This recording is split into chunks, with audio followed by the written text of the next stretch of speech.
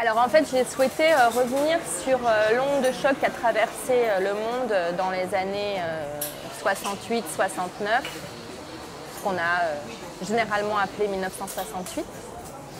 Et puis, en commençant à m'intéresser à la question, je me suis aperçue qu'il y avait un certain type de contestation qui avait été plus loin que d'autres. Et c'est ça qui a retenu mon attention. Et après, ce qui a retenu mon attention particulièrement, c'est la convergence d'un certain nombre d'opinions à cette époque-là, chose que je ne retrouve pas aujourd'hui. Et c'est ça qui m'a attirée et que j'ai voulu explorer.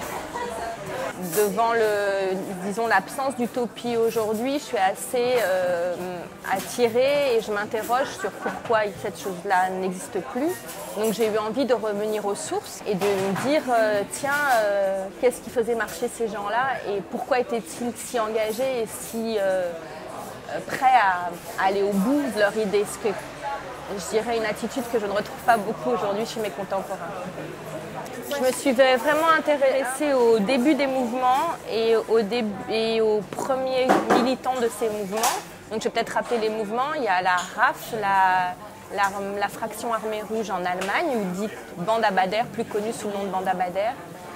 Les brigades rouges en Italie et l'armée rouge japonaise qu'on connaît beaucoup moins en France ont décidé à un moment donné, devant la non-représentation de la gauche parlementaire, de s'exprimer à leur façon et donc d'utiliser la violence.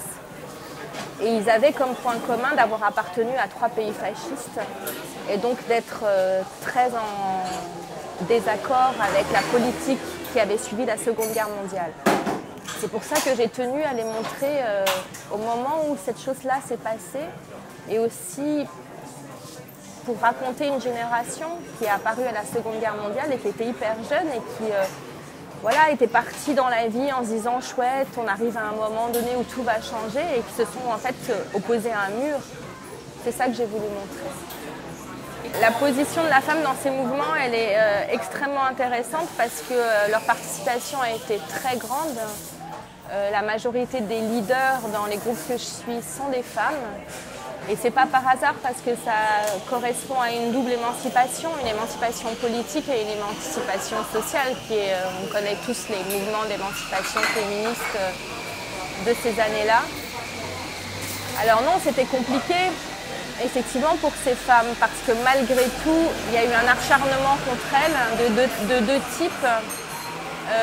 Soit elles étaient considérées comme des sorcières, parce qu'une femme qui est violente est extrêmement mal perçue, soit elles étaient pensées comme des suiveuses, c'est-à-dire des femmes écervelées qui suivaient leurs fiancés qui étaient militants. La deuxième chose, la question de la famille a été un drame pour beaucoup de ces femmes-là. Certaines avaient des enfants avant d'entrer dans la lutte et elles les ont abandonnés, elles ont fait le choix de les abandonner, et d'autres ont renoncé à fonder les familles. Oui, je tiens aussi à signaler le dispositif scénographique qui va être assez particulier et dont j'aimerais pas trop en dire aujourd'hui, mais en tout cas, le spectacle est aussi conçu comme une expérience sensorielle où les yeux, comme l'ouïe du spectateur, vont être extrêmement sollicités. Et il y avait aussi l'idée de rendre hommage aux époques, à cette époque-là, en termes d'art plastique que de musique. Donc voilà, un petit essai de psychédélique. Voilà. Je dirais que c'est toujours très agréable de ne pas juste faire une irruption sur un territoire et puis de repartir immédiatement comme si vraiment on était de passage.